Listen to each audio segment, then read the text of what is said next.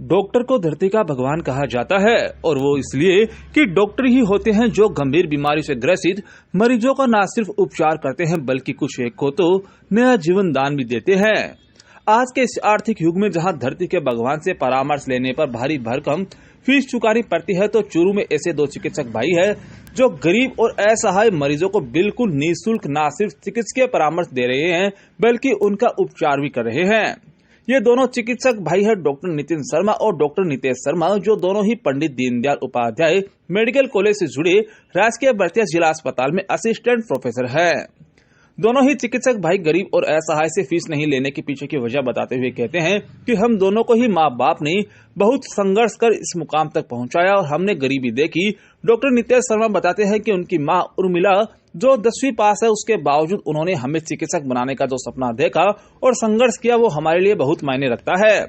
Assistant professor doctor Nitin Sharma कहते हैं कि घर की आर्थिक स्थिति ऐसी नहीं थी कि हम डॉक्टर बनने का सपना देखें, लेकिन हमारे माँ बाप हम दोनों भाइयों को डॉक्टर बनाने का सपना देखते थे तो लोग और रिश्तेदार ताना मारते थे और हंसते हुए कहते थे कि ये देखो, ये दोनों भाई डॉक्टर बनेंगे।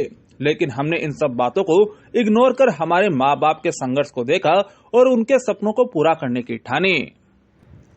नमस्ते, मेरा नाम डॉक्टर नितिन शर्मा है। मेरे छोटे भाई हैं डॉक्टर नितेश शर्मा। हम अभी दोनों ही डीबीएस में as assistant professor general medicine में काम कर रहे हैं। अभी हम दोनों ही डॉक्टर हैं, पर इसके पीछे मम्मी पापा ने काफ़ी संघर्ष किया है, क्योंकि ऐसा कोई फैमिली बैकग्राउंड नहीं था कि भाई पेरेंट्स गवर्नमेंट जॉब में हो या फिर कोई फैमिली बैकग्राउंड बहुत अच्छा इकोनॉमिकली स्ट्रॉन्ग हो, वैसा कुछ नहीं था। बस मम्मी पापा की मेहनत और उनके गाइडलाइन के से ही हम आज यहाँ पहुँचे हैं। जी, मैं डॉक्टर नितेश शर्मा हूँ। मेरे ब्रदर हैं डॉक्टर नितिन शर्मा, दोनों ही फिजिशियन हैं, असिस्टेंट प्रोफेसर अभी चूरू मेडिकल कॉलेज में। कोरोना काल की अगर बात करूँ मैं, तो भैया बीकानेर में थे, मैं दिल्ली में था, तो वो एक विभत्स काल था। बहुत से हमने पेशेंटों को भी देखा है इस कंडीशन में। हमारे साथ ही डॉक्टर भी इस इन्फेक्ट हुए हैं, कुछ एक्सपायर भी हुए हैं। तो हमारा यही था कि ज़्यादा से ज़्यादा लोगों के पास हम ट्रीटमेंट पहुँचा सकें। तो उस टाइम लॉकडाउन भी था, तो हमने मरीजों को व्हाट्सएप ग्रुप के थ्रू भी देखना स्टार्ट किया। पूरा कोरोना काल हमने किसी पेशेंट से 1 रुपये भी फीस नहीं ली, कोई चार्ज नहीं था। बस हमारा यही था कि भी मरीज़ ठीक हो, सबके पास इलाज पहुंच सके और ये अपना देश पे आगे बढ़ सके। तो अब जो व्हाट्सएप ग्रुप था, व्हाट्सएप से था, जिसको हम फिजिकली देख सकते थे वो भी देखते थे। तो ये नहीं था कि भी दिन है कि रात है, जब जितने भी मरीजों के पास हम पहुंचा सकते थे अपनी सुविधाएं, वो हमने पहुंचाई है। और बहुत से मरीज़ उससे ठीक भी हुए हैं, बहुत से धन्यवाद भी आज भी देते हैं कि सर आपने।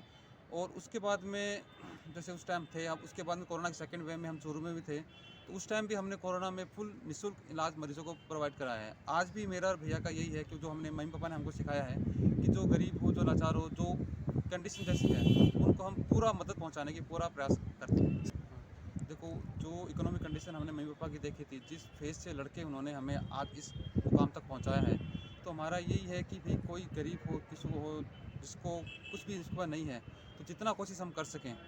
और हॉस्पिटल की सुविधाएं भी आज सरकार की तरफ से खूब हैं, तो जो उसको हम प्रोवाइड कर सकते हैं उतना हम प्रयास करते हैं।